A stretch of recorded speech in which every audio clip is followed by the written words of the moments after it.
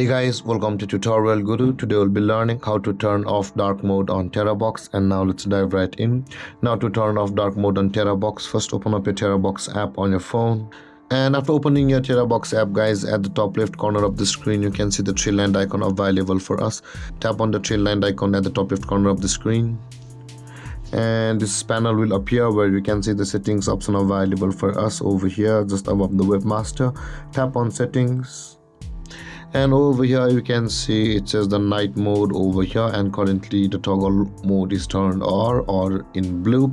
So in order to turn off the dark mode on Terabox, tap on the toggle icon at the right side of the night mode, and then the dark mode on Terabox will be turned off. And with that being said, guys, this is how to turn off dark mode on Terabox app. And if you have any confusions or questions regarding the topic, feel free to comment in the comment section below, and don't forget to like, subscribe and hit that bell icon for more videos. Thank you for watching, guys. Peace.